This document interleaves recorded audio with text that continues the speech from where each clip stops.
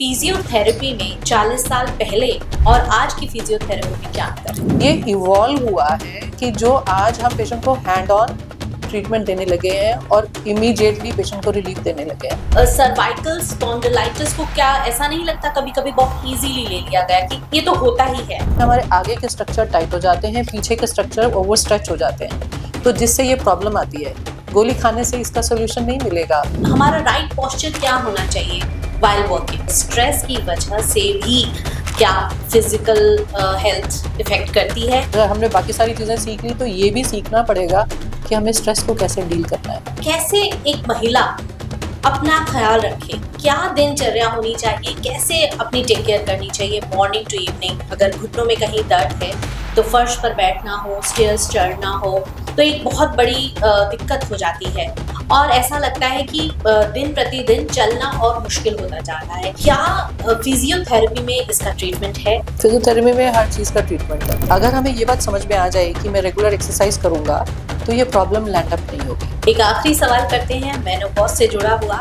Ladies के अंदर जब आफ्टर 40s ये सिचुएशंस आती हैं तो बहुत सारे हार्मोनल चेंजेस आते हैं। क्या इस तरह के पेशेंट्स भी फिजियोथेरेपी के लिए आपके पास आते हैं? लेडीज को पता नहीं होता कि when they are going through this phase उनको किस किस चीज़ का प्रिकॉशन लेना है।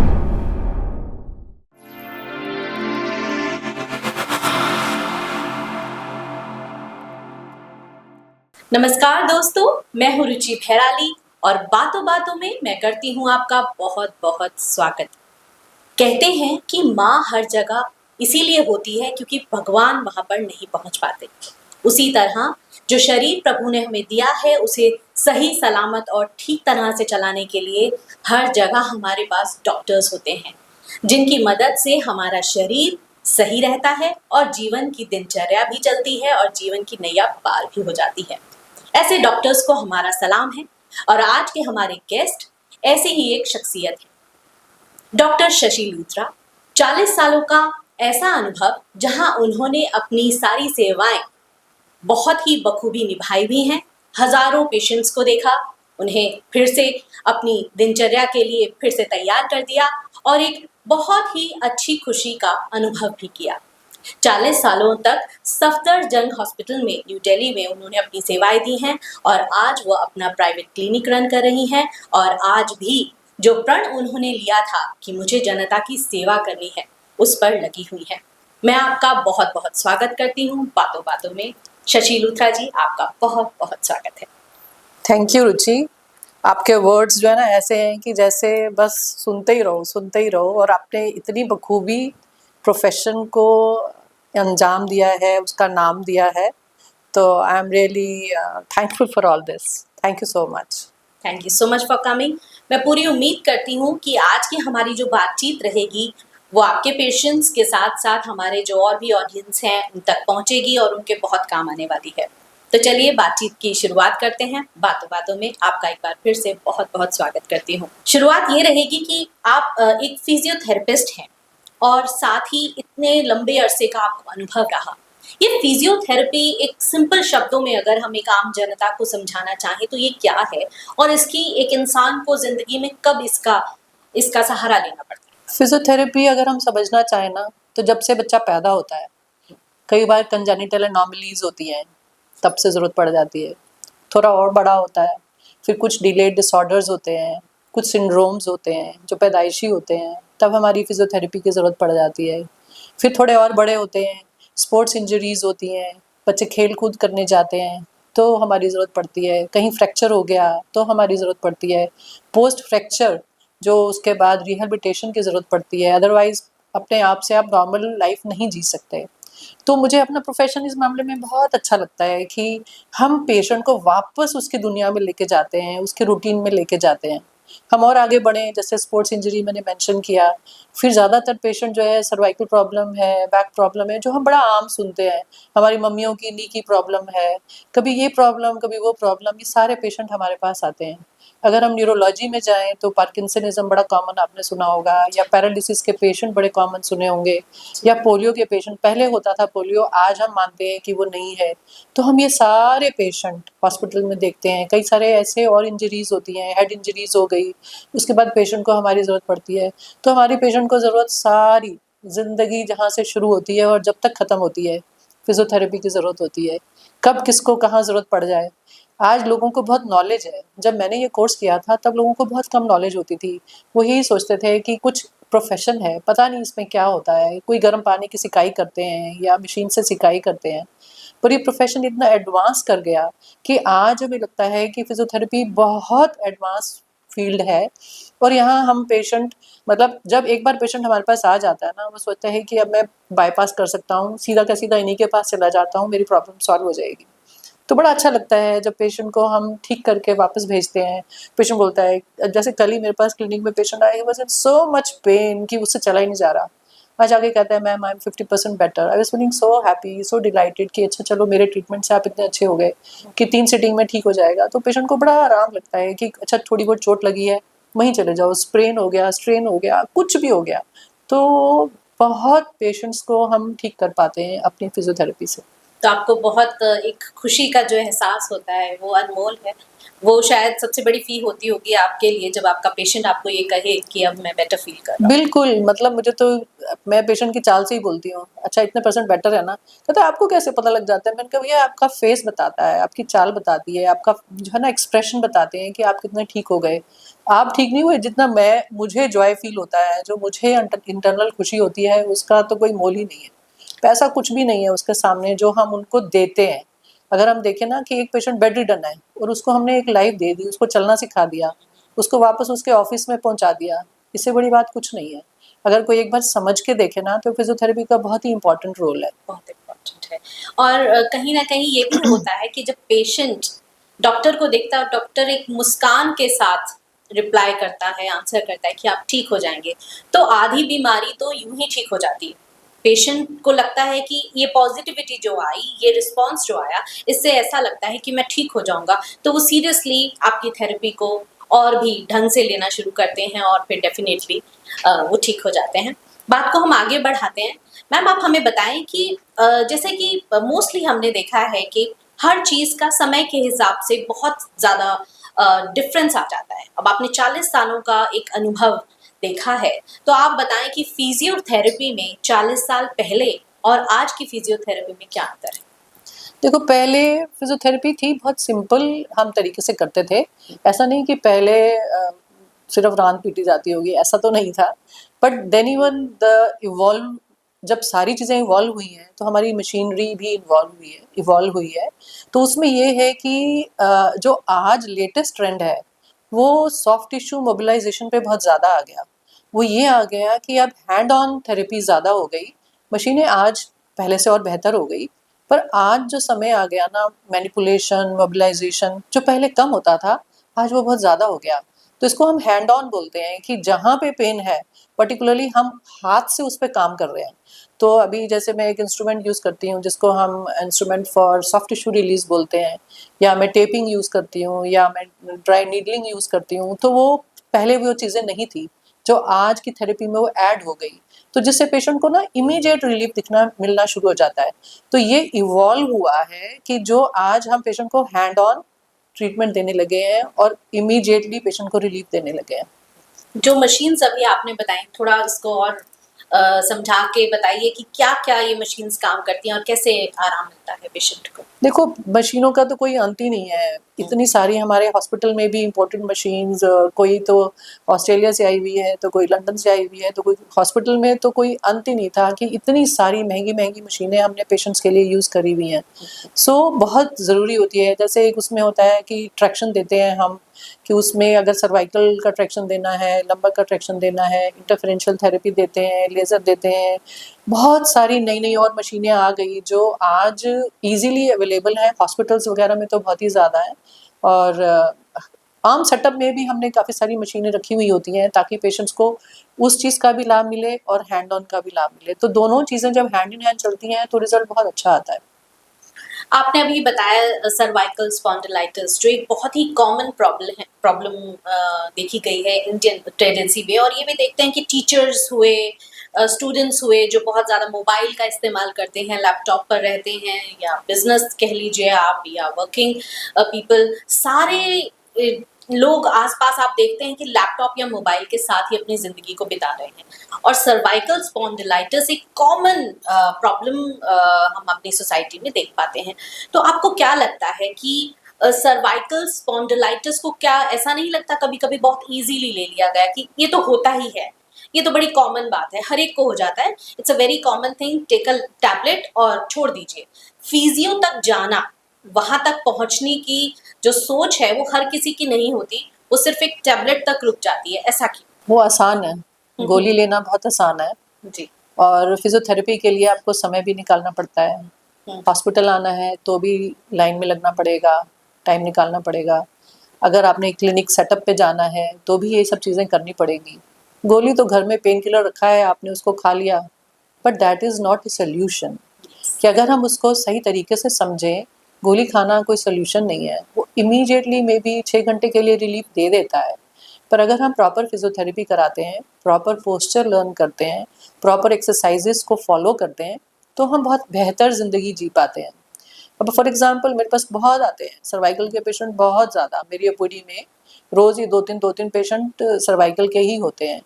क्योंकि है क्या, आज के सिस्टम में जो यूथ है वो सारा लैपटॉप पे काम कर रहा है, या कोई भी अगर हम अपने को भी देखें तो कितना टाइम हम मोबाइल पे लगाते हैं, तो सारा का सारा समय हम आगे की तरफ झुक के बैठे हैं। तो उससे क्या होता है कि हमारे आगे के स्ट्रक्चर टाइट हो जाते हैं, पीछे के स्ट्रक्चर ओवर स्ट्रेच हो जाते हैं, तो जिससे ये प्रॉब्लम आती है।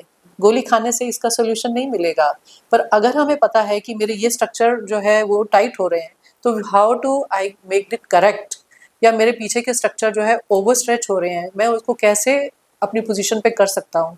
तो ये सारी ट्रेनिंग जो है फिजियोथेरेपी जब प्रॉपर लेते हैं, समझते हैं कैसे करेक्शन करना चाहिए, तो वो बेटर उसको जी पाते हैं, बेटर उसको डील कर पाते हैं।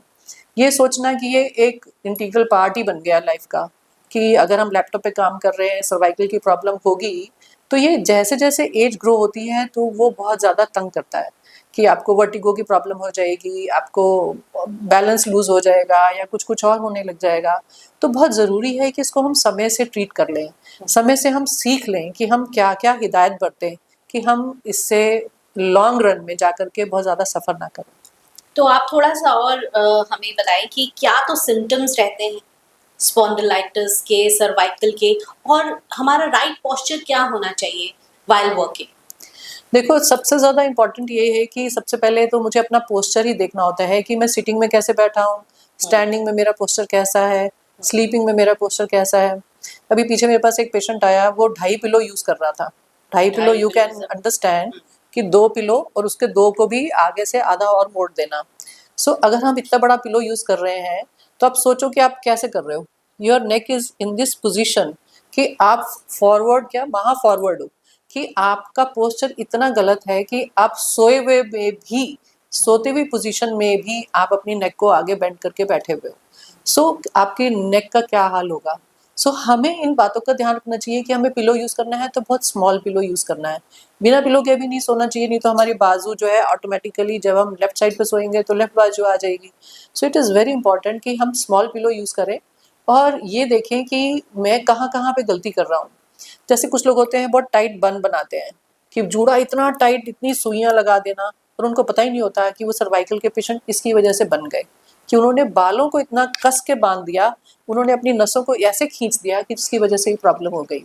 इवन जो है, इवन टाइट स्ट्रैप्स होते हैं, टाइट नेक होते हैं गले के, ब्लाउज के टाइट नेक होते हैं, they also lead to cervical problem. तो मतलब हम सिर्फ लैपटॉप को या मोबाइल को दोष नहीं दे सकते। किसी किसी के बाल बहुत लंबे हैं, बड़े घने हैं, बड़े गहरे हैं, उसका वजन भी उनको सर्वाइकल की प्रॉब्लम दे जाता है। पेशेंट को पता नहीं होता, कई बार हम पेशेंट को एडवाइस करते हैं अपने बाल कटवा लो। ये बिल्कुल इतना नया है मेरे लिए भी, सुनने के बाद मुझे हाँ भी अजीब लग रहा है कि हाँ, बालों की बट वजह से। बहुत, जैसे हम सर्दियों में कॉलर वाला कोट पहनते हैं, अगर आप कॉलर वाला कोट पहन रहे हो तो आपने अपना इतना सारा वजन अपने कंधों पे डाल दिया, that also lead to cervical pain. हमें पता ही नहीं होता कि इन छोटी छोटी चीज़ों को अगर हम टेक केयर कर लेते हैं तो हमें प्रॉब्लम नहीं होगी। आप हाई नेक के गले पहनते हैं सर्दियों में, तो उसमें भी यही होता है कि बैन वाला गला, that will also lead to pain in the cervical spine. तो पेशेंट आते हैं, मैं उनको कहती हूँ रोज कॉलर मत पहनो। जो डॉक्टर्स जैसे जो कई लोगों को सर्दियों में रोज कोट पहनने की आदत होती है, तो ये बोलते हो मफलर्स कि लेते हैं। मफलर लेना ठीक है, पर जो वजन की चीज है, अगर आपने रोज इतना, शोल्डर पे इतना वेट होता है, जो कफ होते हैं कोट के, जो जेंट्स लोग कोट पहनते हैं, तो उस इतना सारा हमने वजन अपनी गर्दन पे डाल दिया, तो उससे बहुत पेन हो जाता है।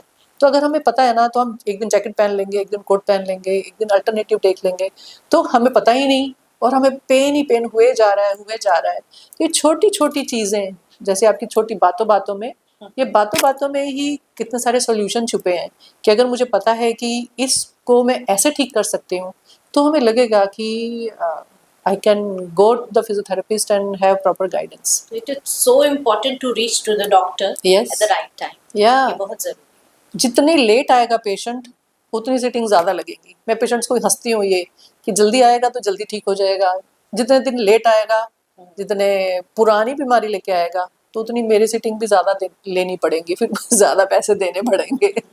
और उसमें समय भी लगेगा और पेन भी साथ साथ हाँ। आपको बर्दाश्त करना पड़ेगा। हाँ, इसी के साथ एक और चीज समाज में आज की डेट में हम देख पाते हैं कि बड़ी कॉमन प्रॉब्लम है स्ट्रेस की, चाहे बच्चे हों, किसी भी एज ग्रुप को देखा जाए, स्टूडेंट्स हैं, लेडीज हैं, हर कोई स्ट्रेस मैनेज नहीं कर पा रहा है। स्ट्रेस की वजह से भी क्या फिजिकल हेल्थ इफेक्ट करती है, और क्या स्ट्रेस मैनेजमेंट का भी कोई फिजियोथेरेपी में इलाज है?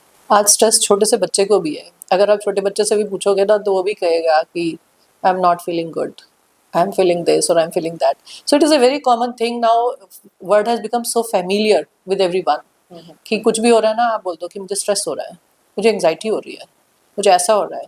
मतलब स्कूल के बच्चों को तो आम हो गया, पीयर प्रेशर इतना ज़्यादा हो गया, सोशल मीडिया इतना ज़्यादा रोल प्ले कर रहा है, कि स्ट्रेस ऑटोमेटिक एक बिहेवियर में आ गया। सो अगर हम सिर्फ और सिर्फ अपने नॉर्मल रूटीन को जी रहे हैं, तो we will be having stress from all the factors. इसके लिए हमें बड़ा ज़रूरी है कि मैं अपने कभी कभी डीपी पे लगाती हूँ कि if you are having bad mood, just go for a walk. If you are still having bad mood, go for another walk. So doing walk, doing exercise, doing meditation, doing chanting, all these things do help in relieving the stress. They going into the positive environment is very important. In our day-to-day environment, there is only stress. We have to move from that. We have to sit with ourselves. Then only we'll find some solution. Otherwise, ऐसे ही लगेगा कि हमें ज़िंदगी ऐसे ही जीनी पड़ेगी। कोई आपके पास ऐसा फ्रेंड भी हो, तो भी बहुत अच्छा है, कि जो जिसके साथ आप अपनी दिल की बात शेयर कर शेयर कर पाओ। सकते। तो ऐसी चीज़ें ही हमारे स्ट्रेस बस्टर होते हैं, कि हमने वॉक करने जाओगे ज़रूर अच्छा लगेगा, म्यूज़िक सुनोगे ज़रूर अच्छा लगेगा। ये रिलैक्सेशन की टेक्निक्स होती हैं, कि if you are in a bad mood, if you are under stress, if you are under anxiety, go for this, then only you will feel better. Otherwise, the stress will lead to psychosomatic disorder. फिर patient को फिर cervical problem हो जाएगी, back problem हो जाएगी, कुछ और problem हो जाएगी। तो it is very very important कि हम स्ट्रेस को शुरू हुआ है तो उसको वहीं पे डील करना हमें आना चाहिए, कि अगर हमने बाकी सारी चीज़ें सीख ली, तो ये भी सीखना पड़ेगा कि हमें स्ट्रेस को कैसे डील करना है। Stress is definitely a big problem, though it's a very simple thing. जैसा कि अभी आप बता रहे हैं कि आप म्यूजिक सुन लीजिए, जो आप वॉक पे चले जाइए, जो आपको पसंद है वो आप कर सकते हैं, और धीरे धीरे आपका मूड भी चेंज होगा और सिचुएशन भी चेंज होगी। कभी कभी आपको ऐसा भी लगता होगा कि जो पेशेंट है वो इतना स्ट्रेस में है कि एक तरफ तो आप उसकी थेरेपी कर रहे हैं, साथ ही आपको उनको बताना पड़े कि भाई स्ट्रेस से भी निकल जाइए। तो ऐसा कब और किन सिचुएशंस में होता है? क्या ये अभी बहुत कॉमन हो चुका है? आई नो, अभी मेरे पास क्लिनिक में 2 पेशेंट आए, जो मुझे 2 इंसिडेंट्स याद आ रहे हैं। तो patient was not even able to tell me his problem, इतना उसको पैनिक हो रहा था। मैंने बोला, भाई तुझे हुआ क्या है? एक सर्वाइकल प्रॉब्लम ही तो है, क्यों इतना इतना हाथ पैर उसके हिले जा रहे हैं, और फेस पे भी ट्रेमर दिख रहा मुझे। कि मैंने कहा, what is the problem? You need other therapy more than the physical therapy. So even I give batch therapy as well. So I said ki I will give you the batch remedy. It will help you to heal you even for this.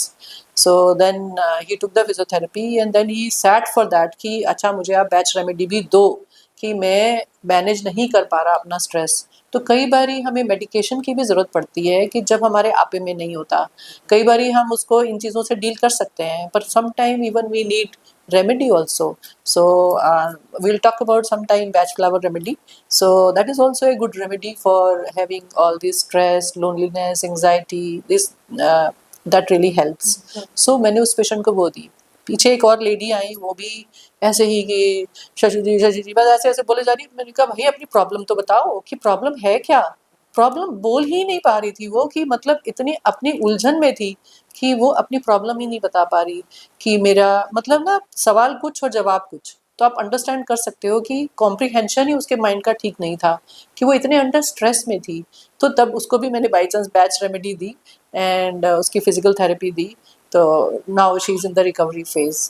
तो अभी आप बार-बार batch remedy के बारे में बता रहे हैं, थोड़ा-सा इसके बारे में बताएँ, ये क्या है और कैसे काम करता है? बैच फ्लावर रेमेडी जो है ना, ये वाइब्रेशंस होती हैं फ्लावर की, और वो जो भी कोई नेगेटिव इमोशंस में होता है उस पे काम करती हैं। जैसे ही हम उसके लिए भी सेलेक्ट करते हैं कि विच रेमेडी वन विल टेक, उसके लिए कौन सी सूट करेगी, तो वो इंटैरो होता है, पेशेंट की जो रियल फीलिंग होती है उनको हम असेस करते हैं और उसके बेसिस पे उसको मेडिसिन बना के देते हैं, रेमेडी बना के देते हैं। पर वो बहुत ईज़ी होती है कि आपको पानी की ड्रॉप्स में उसको पानी की ड्रॉप्स पानी में डाल के 1 लीटर पानी में उसको 16 से 20 ड्रॉप डाल के पीनी होती है। तो वो जो भी नेगेटिव इमोशंस होते हैं उनको वो हील करता है। तो पेशेंट को कामनेस फील होती है अपने अंदर, उसको लगता है कि वो ही is improving in all those situation which he is going through. बहुत ही मज़ेदार रेमेडी है वो। और और नेचर से जुड़ी हुई है नेचर से तो डेफिनेटली इसका बहुत अच्छा असर पेशेंट्स में आपने देखा हाँ, होगा। मतलब even pregnant women can take, the child can take, pets can take, anybody. It is the safest, flower के एसेंस से ही बनी है, तो बहुत ही सेफेस्ट ड्रग है, रेमेडी है। We even don't call drug. Okay. तो एज अ लेडी डॉक्टर आप एक महिला का दर्द बहुत अच्छे से समझ सकती हैं। महिलाओं की एक आदत होती है कि जब तक बात बद से बदतर ना हो जाए वो बहुत जल्दी डॉक्टर के पास नहीं जाती हैं, होम रेमेडीज लेती हैं, थोड़ा इग्नोर करती हैं। और डेफिनेटली आप ये समझ सकते हैं कि एक लेडी की लाइफ में कितना कुछ मैनेज करने के लिए होता है। तो कभी-कभी बहुत देरी हो जाना अपने आप में एक प्रॉब्लम बन जाती है। तो आप क्या कहना चाहती हैं लेडीज़ को? क्या मैसेज देना चाहती हैं कि क्या ये सब चीज़ें ठीक हैं उनके लिए? क्योंकि एक टेंडेंसी एक परिपाटी चली आ रही है, हम ये कह सकते हैं कि पुराने समय से पेरेंट्स भी ऐसे ही थे, माएँ भी ऐसी थीं और बाद में फिर महिलाओं के साथ वो होता ही चला गया कि अपने आप को बहुत लास्ट में रखती हैं कि देख लेंगे, अभी आई एम ओके। तो ये जो मेंटालिटी है, ये जो सोच है एक महिला की, उसे आप कैसे चेंज कर सकते हैं? एक्चुअली हम दोनों ही महिला बैठी हैं, और समय थोड़ा-थोड़ा तो बदला है, पर अभी भी माँ माँ ही है। वो अपने आप को ना सोच ही नहीं पाती कि अच्छा मेरी भी ज़रूरत है, या मुझे भी ठीक रहना चाहिए। पर आज मैं देख रही हूँ थोड़ा-थोड़ा बदलाव आ रहा है, कि लोगों में अब चाव आता है कि मैं भी अपना वज़न कम करूँ, मैं भी एक्सरसाइज़ के लिए जाऊँ, मैं भी योगा कर लूँ, मैं भी ये कर लूँ। तो हमें ज़रूरत है कि हम ये मैसेज और पुट अक्रॉस करें कि अपनी लाइफ़ की रिस्पॉन्सिबिलिटी हमारी अपनी है। ये सोचेंगे कि मेरे घरवाले मुझे ध्यान देंगे, आप जब सबके लिए हो तो आप अपने लिए भी हो। अपने को भी हमें इम्पोर्टेंस देनी चाहिए, कि अगर मुझे तबीयत ठीक नहीं है तो मुझे भी डॉक्टर के पास जाना चाहिए। अब आपकी बात पे ही याद आ रहा है मुझे कि अभी मैं लास्ट पेशेंट जो देख के आई हूँ, she is having the 3 children. तो 3 बच्चों की सेवा करते-करते में वो इतनी उसने अपनी हालत ख़राब कर ली, और जबकि उसका कहना ये है कि बहुत सारे डॉक्टर के पास गई, उसको पता ही नहीं कि फिज़ियोथेरेपी में उसका सॉल्यूशन है। शी सेड कि मैं तो चल भी नहीं सकती थी, अपने बच्चे को उठा भी नहीं सकती, 1 साल का छोटा बच्चा और 2 बड़े बच्चे। तो इतनी बुरी हालत, तो जब वो मेरे पास आई, उसने पहले दिन सिटिंग ली, आज उसकी चौथी सिटिंग होगी। But she was feeling so much better कि आई नेवर न्यू कि फिज़ियोथेरेपी में मेरा सॉल्यूशन छुपा हुआ था। मैं तो ऐसे ही इधर डॉक्टर के पास जाती थी, उधर जाती थी, कोई मेरा टेस्ट कराता था, कोई दूसरा टेस्ट कराता था। मैंने टेस्ट पे पैसा बर्बाद कर दिया और मुझे कहीं आराम नहीं मिला। तो I was feeling so happy about it कि कम से कम तुमको मेरे पास आके सॉल्यूशन तो मिला। तो वही बात है कि जब तक हमें पता भी नहीं होता कि मेरा सॉल्यूशन कहाँ लाइ कर रहा है। एक तो औरत, फिर 3 बच्चे, फिर उसके बाद उसने अपने आप को कितना समय दिया, कितना समझा। पर ये होता है कि हमें खुद का ध्यान आना चाहिए करना, कि ये नहीं कि you are the last person to think over it. So हमारी लाइफ नहीं तो बहुत देर हो जाती है। फिर मुझे अपनी माँ ही याद आ रही है इस बात पे कि उन्होंने भी अपने पे ध्यान नहीं दिया, पूरा कुनबे को देखते रहे, फिर हम बहन भाई उनको देखा। तो जब वो ओल्ड एज में गई ना, तो शी वाज़ ऑन वॉकर, कि वो अपने आप से अदरवाइज़ चल नहीं पाती थी। तो मुझे लगता है कि हमें अपने आप को संभाल के चलना है, रोज़ एक्सरसाइज का प्रोग्राम करना ही करना है, रोज़ मुझे वॉक करनी ही करनी है, अपने को हेल्दी रखने का ज़िम्मा मुझे खुद उठाना है। जब हमें ये बात समझ में आ जाएगी ना कि मुझे अपना ज़िम्मा खुद उठाना है, मुझे बुढ़ापे में अपनी हालत खराब नहीं होने देनी है, तब हम कर पाएँगे। जब हम बाकी चीज़ें कर पाते हैं ना, हमें समझ आने की ज़रूरत है। जहाँ समझ आया वहाँ हम कर लेंगे। तो कई बार हम थक जाते हैं परिवार का देख के, करके, पर आज की ज़रूरत है कि अगर हम लंबा चलना चाहते हैं और आज लंबाई बढ़ गई है उम्र की, पर अच्छा भी जियो। ये नहीं कि लंबा जीना है पर अच्छा भी जीना है, हेल्दी भी जीना है। अगर हम वैसा जीना चाहते हैं तो बहुत ज़रूरी है कि हम अपना ज़रूर प्रोग्राम रखें। 40-50 के बाद बिना एक्सरसाइज़ के गुज़ारा नहीं है। अगर आप हेल्दी लाइफ़ जीना चाहते हैं तो बहुत ज़रूरी है अपने रूटीन में कुछ ऐसा ऐड करो कि मैंने अपनी बॉडी को एक सँवारने का काम किया है, उसकी सेवा करी है, उसके जोड़ों को हिलाया है, उसमें मूवमेंट करी है, तो वो भी आपके साथ चलते रहेंगे। अदरवाइज़ वो भी जवाब दे जाएँगे। तो एक लेडी को पूरा हक है एक स्वस्थ जीवन जीने का और एक अच्छी माँ बनने के साथ-साथ खुद को भी खुश रखने का। बिल्कुल। ये बहुत इम्पोर्टेंट और बहुत ही वैल्यूएबल चीज़ है, लेकिन शायद उसकी कद्र हम महिलाएँ नहीं कर पाती हैं और जिसका खामियाज़ा भी एक उम्र भुगतती में जाके हमें भरना पड़ता है। आप हमें ये बताएँ कि कैसे एक महिला अपना ख़्याल रखे? क्या दिनचर्या होनी चाहिए? कैसे अपनी टेक केयर करनी चाहिए मॉर्निंग टू इवनिंग? क्या रूटीन होना चाहिए जो सबके लिए बहुत अच्छा रहे? देखो मतलब अगर मैं अपनी बात करूँ तो जबकि खाना मैं खुद ही बनाती हूँ, तो उसमें ये है कि वो मुझे अच्छा लगता है कि मैं अपने आप से अपने खाना बना रही हूँ। उसके बाद मुझे होता है कि मैंने पौना घंटा एक्सरसाइज़ ज़रूर करनी है। सबको अपना टाइम मैनेजमेंट करना है कि किसी को पहले खाना बनाना है, पहले एक्सरसाइज़ करनी है, तो पौना घंटा एक्सरसाइज़ ज़रूर करनी ही करनी है। मॉर्निंग मॉर्निंग में मतलब ये मेरा शेड्यूल है कि अगर किसी का सुबह नहीं मैनेज होता तो दोपहर को कर लो। अब हमारे यहाँ पे योगा की क्लास होती है वो 4 बजे होती है, तो कोई 4 बजे कर ले। तो ये बहुत ज़रूरी है कि अपने शेड्यूल में हमने इसको रखा हुआ है। और आज ऑनलाइन भी बहुत कुछ अवेलेबल है, ऐसा नहीं कि हर बारी पैसा खर्चेंगे तब पॉसिबल है। तो अगर हमने ठान लिया तो ऑनलाइन भी हम अपना कोई भी योगा की क्लास ऑन कर सकते हैं, इसको साथ-साथ कर सकते हैं। अकेले करना मुश्किल लगता है, तो आज बहुत फैसिलिटी अवेलेबल है। सोशल मीडिया इस बात के लिए तो एप्रिशिएबल है कि आज हमारे पास सिस्टम में ये सारी चीज़ें हैं, जो हम कर सकते हैं। तो उसके बाद ये है कि एक हेल्दी डाइट लेने की ज़रूरत है। कई बार क्या होता है कि अच्छा जो बचा है वही खा लिया, पर हमें देख के खाना है कि जो मैं खा रही हूँ उसमें न्यूट्रिशन वैल्यू है या नहीं है। तो आज हम उसमें भी बहुत कॉम्प्रोमाइज़ कर जाते हैं कि अच्छा बाहर से मंगा लिया, ऐसे खा लिया, वैसे खा लिया। हमने उसके ऊपर गौर ही नहीं किया कि मैंने न्यूट्रिशन खाया या नहीं खाया। अपने दिनचर्या में हमें देखना है कि मेरे न्यूट्रिशन वैल्यूज़ कितनी थी, कि मैंने उसमें प्रोटीन खाया, मैंने उसमें कितना कार्बोहाइड्रेट लिया। आज आज सारी चीज़ें अवेलेबल हैं और हर जो भी हम पैक लेते हैं, उसपे लिखा होता है कि इसमें कितना कार्बोहाइड्रेट है, इसमें कितना फैट है, इसमें तो हमें ये जानकारी करने की ज़रूरत है कि हम सब पढ़े-लिखे लोग हैं, तो हम इसको समझेंगे, उस हिसाब से खाना खाएँगे। तो मतलब बड़ी सिंपल तरीके से कहा जाता है कि जिसकी शेल्फ लाइफ़ है, उसकी बॉडी में भी लाइफ़ हो जाएगी, कि वो पेट में चिपका ही रह जाएगा।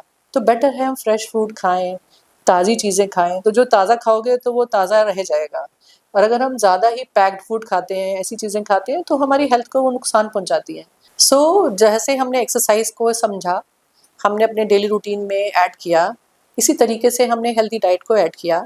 तो थर्ड पार्ट आता है कि हम न्यूट्रिशन के बाद कि हमको अपने बॉडी के बारे में नॉलेज है कि मेरी शुगर लेवल कितना है, मेरा बीपी ठीक है या नहीं है, मेरा विटामिन डी कितना है, माई B12 कितना है। ज़्यादातर जो भी पेशेंट आते हैं मैं उनका कैल्शियम लेवल कितना है, कभी-कभी बोन डेंसिटी इतनी पुअर होती है पेशेंट को पता ही नहीं होता और उससे जो है बहुत सारे फ्रैक्चर्स हो जाते हैं। तो इन सब चीज़ों की जानकारी होना बहुत ज़रूरी है। अभी पीछे मेरे पास 65 ईयर ओल्ड पेशेंट आया, तो उसको मैंने पूछा कि आपका विटामिन डी कितना है? कहता मैडम मैंने कभी चेक ही नहीं कराया।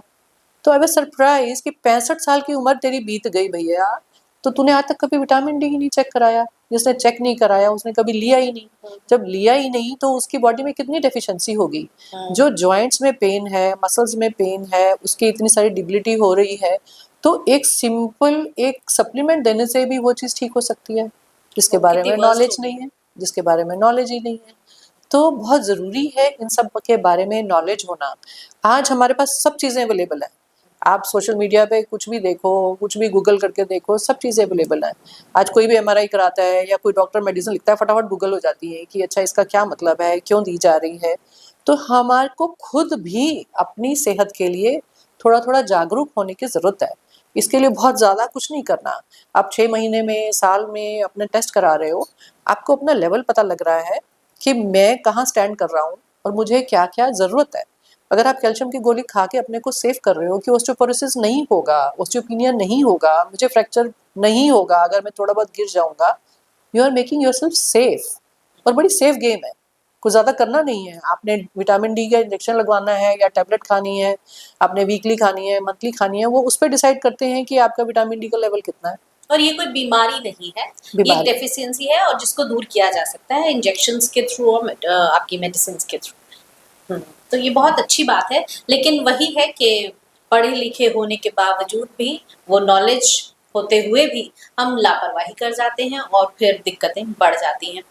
जैसा हम अभी पहले भी बात कर रहे थे कि मोबाइल और लैपटॉप, टेलीविज़न, इन सब की एक लत हर किसी में है और जिसकी वजह से आई थिंक आपके पेशेंट्स बढ़ते जा रहे होंगे और वो हर एज ग्रुप के होंगे, ना केवल महिलाएं, बच्चे, बुजुर्ग, हर तरह के लोग। तो क्या होना चाहिए? जैसे अभी आपने बताया कि हर तीसरे महीने, छठे महीने अपने ब्लड टेस्ट करवाने चाहिए। क्या तरीका ऐसा कोई है जिससे हम ये जो स्पेशली स्टूडेंट्स के साथ जो पेरेंट्स बहुत परेशान रहते हैं कि सारा दिन मोबाइल और उसकी वजह से फ्रोजन शोल्डर्स और सर्वाइकल और आई इश्यूज आ रहे हैं, बहुत सारी चीज़ें पेरेंट्स जब डिस्कस करते हैं तो ये लगता है कि अब इससे कैसे निजात मिल सकती है, क्योंकि ये तो एक हैबिट में आ चुका है और इस तरह से आ चुका है कि इससे छुटकारा पाना नामुमकिन है। तो आप इस बारे में क्या कहेंगी और आप अपने पेशेंट्स को क्या सजेशंस देती हैं, कैसे इनसे बचा जाए? देखो, जो लैपटॉप पे काम करने वाला है, उसको तो 10 घंटे काम करना ही है। जो ऑफिस में बैठा है, हम सिर्फ जो ऐसे ही मस्ती से फ़ोन देख रहा है, उसके लिए तो फिर भी हम सोच सकते हैं कि हाँ, अपने पे कंट्रोल कर ले। पर जिसकी जॉब वही है, जॉब प्रोफाइल में लैपटॉप है, तो उसके लिए तो हम मना नहीं कर सकते ना कि व्हाट विल ही मत डू? करिए। नहीं कर सकते। सो उसके लिए होता है कि गिव ए ब्रेक। बीच में 2 घंटे के बाद आप 5 मिनट का ब्रेक लेके, एक राउंड लेकर के फिर आके बैठ जाओ। और अगर आपको आधा जैसे आपका ब्रेक होता है, उसमें आप नेक की एक्सरसाइज कर लो। थोड़ी बहुत नेक की मूवमेंट्स करने से भी आपको बहुत फ़र्क पड़ेगा। पर अगर हम स्टिल होके एक ही पोस्चर में बैठे हैं, तो हम उस पोस्चर में होल्ड हो चुके हैं कि ऐसे ही उसको होल्ड करके बैठे हैं। तो थोड़ी-थोड़ी neck movement and giving a little break in your day schedule, it makes a lot of difference. कि आप रिमाइंडर लगा लो कि अच्छा 10 मिनट मुझे 5 मिनट वॉक करके आना है या ये करना है। और बैठे-बैठे नेक की एक्सरसाइज तो आप जिस सीट पे बैठे हो तब भी कर लोगे। कोई आपको गाली नहीं देगा कि अरे ये क्या कर रहा है? तो दूसरे को भी उल्टा इमिटेट करके वो भी करने लग जाएगा। तो बहुत सिंपल तरीका है कि मेरे पास लैपटॉप छोड़ने का कोई तरीका ही नहीं है। ऑप्शन तो मुझे अपनी मसल्स को स्ट्रॉन्ग करना है कि मैं जो भी मेरे पे लोड आ रहा है वर्क का, मैं उसको मैनेज कर पाऊँ। बड़ा सिंपल है पर कोई करे तो बहुत इफ़ेक्टिव है। और इसमें जो ये फ्रोजन शोल्डर्स का एक प्रॉब्लम आ जाता है, उसको हम कैसे दूर कर सकते हैं?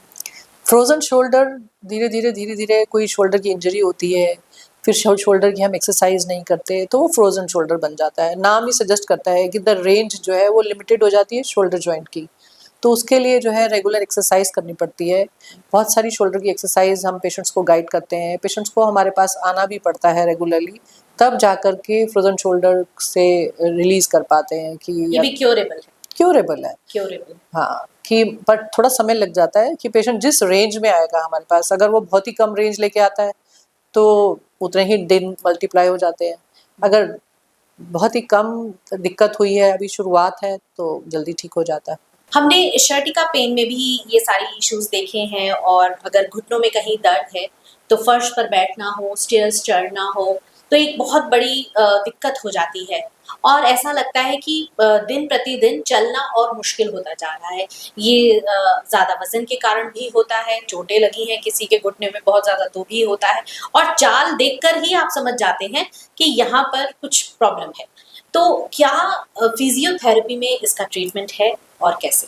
फिजियोथेरेपी में हर चीज़ का ट्रीटमेंट है। सियाटिका का भी है, तो इसमें क्या होता है कि मसल इम्बैलेंस हो जाता है, जो आपने सबसे पहले नी की प्रॉब्लम बोली।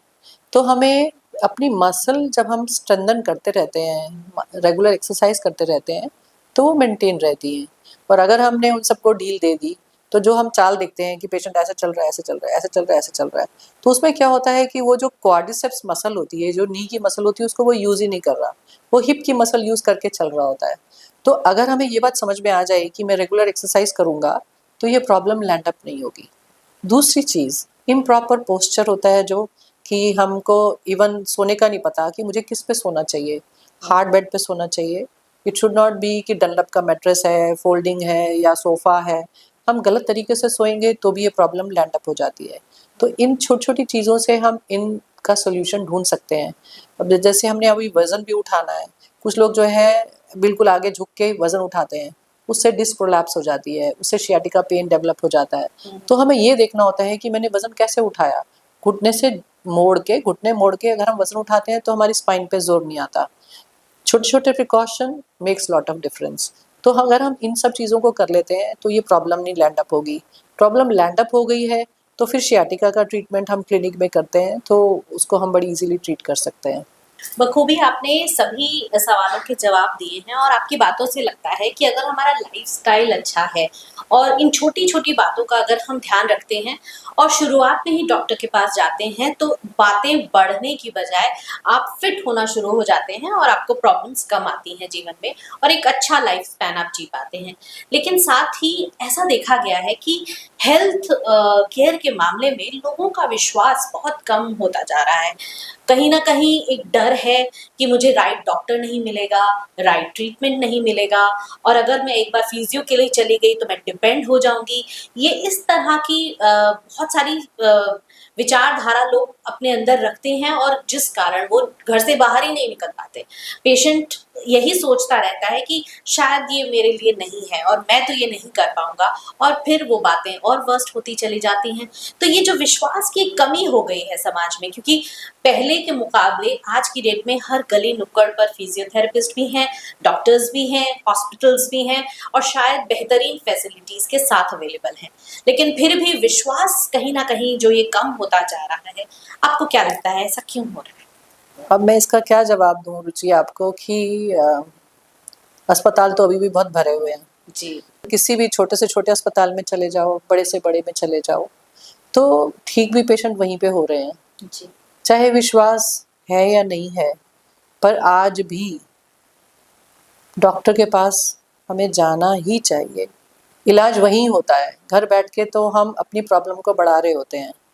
ये समय ऐसा है कि हमें कभी-कभी लगता है, क्योंकि हम डे टू डे लाइफ में देखें ना, तो भी ट्रस्ट आज किसी पे भी नहीं है। हम डॉक्टर का नाम क्यों लेते हैं? देखा जाए तो आज हम एक किसी नुक्कड़ वाले पे भी बात विश्वास नहीं कर सकते, एक अड़ोसी-पड़ोसी पे भी विश्वास नहीं कर सकते। तो हम डॉक्टर फ्रेटर्निटी के लिए ना बोलें कि वहाँ विश्वास नहीं है। आज विश्वास करने लायक हमें अपने अंदर इतना डर बैठ गया, क्योंकि हमने सिस्टम में ऐसी सारी चीज़ें देख ली कि आज हम विश्वास नहीं कर सकते। तो डॉक्टर तो फिर भी मुझे लगता है कि बहुत पेशेंट्स को ठीक कर रहे हैं। मैंने तो सफदरजंग में इतने पेशेंट्स देखे हैं, इतने हमने मरीज़ों को ठीक किया है, तो किसी फ़ेथ से ही आए थे हमारे पास और हमने उनको ठीक किया। इवन मेरे क्लिनिक में भी कि मेरी रोज़ यही प्रेयर भी होती है कि जो भी मेरे पास आए, ठीक होके जाए, कि मतलब कोई आ गया, तो मेरी ज़िम्मेवारी है कि मुझे उसको ठीक करके भेजना है। तो आज ये एक कॉमन फैक्टर है कि हाँ, डॉक्टर्स के ऊपर ट्रस्ट नहीं है, पर मैं ये बोलूँगी कि आज ट्रस्ट हम किसी पे भी नहीं कर पा रहे अपनी सराउंडिंग में, अपने आस-पास के लोगों में, अपने सिस्टम में, क्योंकि ये आज जो कलयुग है, उसका ये फ्रूट है, उसका एक फल है। तो I think doctors are still doing wonderful job. बहुत खूबसूरती से आपने ये जवाब दिया, क्योंकि नेगेटिविटी जल्दी फैलती है। एक आधा केस कोई खराब हो गया तो उसकी हवा समाज में जल्दी फैल जाएगी, बजाय इसके कि कोई सही तरीके से ट्रीटमेंट लेकर फिर से अपनी दिनचर्या में आप लौट आया और फिर से अपना जीवन जी रहा है, वो इतनी जल्दी बात नहीं फैलेगी, नेगेटिविटी जल्दी फैलती है। और मैं ये समझती हूँ कि कोविड का जो समय था, उस समय पे जो कुर्बानी डॉक्टर्स ने दी, जिस यस। तरह से दिन रात उन्होंने काम किया, वो काबिले तारीफ है। और शायद वही एक कारण था, चाहे वो वैक्सीन लगना हो, चाहे वो राइट ट्रीटमेंट देना हो, तो doctors are there all the time 24/7। तो उसके लिए बहुत बहुत सभी डॉक्टर्स को हमारा थैंक यू। तो बहुत अच्छा लगा आपसे बात करके। एक चीज़ और मैं आपसे जानना चाहती हूँ कि जीवन में आप जैसे एक बड़े ही विनम्र भाव से अपने पेशेंट को देखती हैं। आप कह रही हैं आप उनके लिए प्रेयर्स करते हैं, आप उनको हँसता-खेलता देखना चाहते हैं और जब वो ठीक हो जाते हैं तो आपको खुशी मिलती है। तो ऐसा कोई केस आपको याद आता है इन 40 सालों में जो आपने देखा हो जो बहुत वर्स्ट था, लेकिन उनको उन परिस्थितियों में आपने बहुत मेहनत की उस शख्स के साथ और अब वो बिल्कुल ठीक है? अभी मुझे लेटली तो अभी अपनी क्लिनिक की बातें याद हैं। मेरे पास एक पेशेंट आया एंड किसी ने ही रेफ़र किया था उसको मेरे पास। उसने बोला कि मैम मैं ना अपनी जुराब भी नहीं पहन सकता। He was just showing like this कि मैम मैं इतना भी नहीं झुक सकता। मैं कुर्सी पे बैठ के लैपटॉप पे काम नहीं कर सकता। मैं उल्टा लेट के लैपटॉप पे काम करता हूँ। कि मतलब वो बैठ ही नहीं पाता था, उसकी स्पाइन में इतना पेन था। मुझे भी समझ नहीं आया कि इतना पेन, इतनी तकलीफ। तो मैंने उसको ट्रीट करना शुरू किया। 2-3 सिटिंग के बाद ही उसने कहा मैम मैं ना इतना बेंड होने लग गया कि मतलब वो घुटने तक बेंड होने लग गया। फिर और 2-4 सिटिंग के बाद वो थोड़ा और झुकने लग गया। आप सोच सकते हो कि वो जब अगले हफ्ते वो जुराबें पहन के आया, कहता मैडम मैंने जुराबें खुद पहनी हैं। तो आप सोच सकते हो कि मुझे कितनी खुशी हुई होगी कि मेरी मेमोरी में आज मैं उसका ज़िक्र कर रही हूँ कि वो पेशेंट को मैंने क्या लाइफ़ दी है। कि फिज़ियोथेरेपी ही दी। बेसिकली तो आर्ट मेरा फिज़ियोथेरेपी ही है कि उसने मेरे पे ट्रस्ट किया और मैंने उसको ट्रीटमेंट दिया और जब उसने मुझे अपने चेंजेस दिखाए, इट इज़ रिमार्केबल कि हाँ, कोई पेशेंट इतना भी अच्छा हो सकता है। और बहुत हैं। I think if we keep on talking मैंने 2-4 पेशेंट्स का तो रेफ़रेंस दे भी दिया। तो बहुत मज़ा आता है क्लिनिक में काम करके, पेशेंट देख के कि मन बाग-बाग। ऐसा गार्डन है मेरा कि जो भी आया है वो ठीक होके जाए। और मुझे लगता है कहीं न कहीं आपकी बातें सुन के मुझे ऐसा महसूस हो रहा है कि आपको अपने प्रोफ़ेशन से बहुत लगाव है, बहुत प्यार है और बहुत तन्मयता से आप उसमें लगी रहती हैं अपने पेशेंट्स के साथ और वो खुशी आपको मिलती है। तो क्या यही सोच के साथ आपने इस प्रोफ़ेशन को अपनाया था कि मैं अपनी सेवाएँ इस तरह से दूँगी कि समाज में खुशियाँ ही खुशियाँ बिखेरनी? सच बताऊँ ना, मैं पेशेंट देखना चाहती थी, पर मुझे एमबीबीएस करने में लगता था डर, कि कोई मेरे से मर ना जाए, किसी की लाइफ ना चली जाए। तो इस एप्रीहेंशन से मैंने फिज़ियोथेरेपी चूज़ किया कि यहाँ मैं पेशेंट की लाइफ अच्छी करूँगी, किसी को मारूँगी नहीं। तो एक उसको बेहतर ज़िंदगी दूँगी। तो बस यही सोच ने मुझे इस प्रोफ़ेशन में डाला। मेरी मदर ने बोला कि तुम चूज़ डिफ़िकल्ट प्रोफ़ेशन कर रहे हो क्योंकि हमें बाय हैंड काम करना होता है, ऑन पेशेंट काम करना होता है, कि बैठ के सिर्फ़ प्रिस्क्रिप्शन नहीं लिखना। तो बोले तुम बड़ा मुश्किल काम चूज़ कर रही हो, देख लो, सारी उम्र यही करना होगा। तो but I was so much fascinated towards this work कि कोई भी किसी भी प्रॉब्लम में आएगा, आप उसको बेहतर करोगे, उसको वर्स तो करोगे ही नहीं। तो मतलब वो जज़्बा आज तक भी ज़िंदा है कि जब तक मेरी बॉडी अलाउ करेगी, हेल्थ अलाउ करेगी, I will continue this task. All the best to you. एक आखिरी सवाल करते हैं मेनोपॉज से जुड़ा हुआ। लेडीज के अंदर जब आफ्टर 40s ये सिचुएशंस आती हैं तो बहुत सारे हार्मोनल चेंजेस आते हैं। क्या इस तरह के पेशेंट्स भी फिजियोथेरेपी के लिए आपके पास आते हैं? सफदरजंग जो है ना हर चीज़ का वो हब है। हब है कि वहाँ पे हमारा मेनोपॉज क्लिनिक चलता था and I used to love that कि हमारी सफदरजंग में कोई सोच भी नहीं सकता, कहीं बाहर कोई सोच नहीं सकता कि अच्छा मेनोपॉज क्लिनिक भी ऐसे इंस्टीट्यूशन में चलता होगा कि लेडीज़ को पता नहीं होता कि when they are going through this phase उनको किस-किस चीज़ का प्रिकॉशन लेना है, कौन से टेस्ट कराने चाहिए, कौन सी एक्सरसाइज करनी चाहिए। तो बाकायदा डॉक्टर्स अपना काम करते थे, गायनी डॉक्टर्स, और हम अपना काम करते थे। पेशेंट हमारे पास रेफ़र होता था कि उन सबको पूरा आगाह किया जाता था कि अब आपका कैल्शियम बनना बंद हो गया, अब आपको कैल्शियम इंटेक लेना पड़ेगा, अब आपको एक और मेडिसिन होती थी कि वो लेनी पड़ेगी, इसके बाद आपको रेगुलर वॉक करनी पड़ेगी, अब आपका मोटापा बढ़ जाएगा, अब आपको इन-इन चीज़ों का ध्यान करना पड़ेगा। तो हम उनको बेहतर तरीके से सब चीज़ों के लिए गाइड करते थे कि now you are not a normal woman, now you are having the menopause with you. तो आपको हाउ आप इस डील सिचुएशन को कैसे डील करना है। आपको हॉट फ्लैशेस भी होंगे, ये भी होगा। कई बार हॉट फ्लैशेस होते हैं, लोग पैनिक में आ जाते हैं कि पता नहीं हार्ट अटैक हो रहा है, पता नहीं क्या हो रहा है। पर जब नॉलेज होती है तब हम उन चीज़ों को बेहतर हैंडल कर पाते हैं। तो अगर आप मेनोपॉज टाइम में भी आप एक्सरसाइज से जुड़ जाते हैं, रेगुलर वॉक से जुड़ जाते हैं, तो उस फेस को हम बेहतर निकाल पाते हैं। अदरवाइज लोगों के तभी शरीर टेढ़े मेढ़े होने शुरू हो जाते हैं, वो मोटापा बढ़ जाता है, बॉडी में डाइजेशन पुअर हो जाता है। तो मतलब आपने देखा होगा कि 40-50 के बाद एक औरत में ऐसा चेंज आ जाता है ड्रास्टिक चेंज। कि बूढ़ी हो गई, एकदम ऐसा लगता है कि पता नहीं क्या बूढ़ी आ गई। तो अगर हम उन चीज़ों का ध्यान रख लेते हैं तो हम अपने आप को मेंटेन कर पाते हैं। फिट कर पाते हैं। बहुत बहुत अच्छा लगा हमें आपसे बातचीत करके। आपने सब लोगों का बहुत हेल्थ के पॉइंट ऑफ व्यू से बहुत अच्छी जानकारी तो दी ही। हम ये भी कामना करते हैं कि आपकी भी सेहत बहुत अच्छी रहे और इसी तरीके से लोगों की हेल्प करते रहें, उन्हें स्वस्थ रखने में, उन्हें मेंटली, फिजिकली और इमोशनली बूस्ट करते रहें, खुश रहें। और इसी तरह हमारे पॉडकास्ट पर आगे भी आप आते रहें, हमें बहुत सारी जानकारी मिलती रहे। आपका आने का बहुत बहुत शुक्रिया। Thank you. Thank you, Ruchi. It was my first experience and it is so overwhelming experience कि बातों बातों में आपने हमसे इतने सारे सवाल पूछे और हमने इतने सारे जवाब दिए। आई होप कि ये लोगों के लिए फ़ायदेमंद होंगे और मुझे बहुत अच्छा लगेगा कि आप हमें फिर से मौका देंगे। तो अपनी नॉलेज शेयर करना अपने आप में एक बहुत अच्छी बात है। तो बातों बातों में कोई और भी आना चाहे पॉडकास्ट में अपना व्यू शेयर करना चाहे तो they are welcome for this and like subscribe, it will be really wonderful for it. तो फ्रेंड्स, मैं उम्मीद करती हूँ कि आज के पॉडकास्ट में आपको बहुत मजा आया होगा। जितनी पॉजिटिविटी मुझे शशि जी से मिली, आपको भी उतनी ही मिली होगी। और मैं उम्मीद ये भी करती हूँ कि आप भी बहुत ध्यान रखेंगे अपनी सेहत का।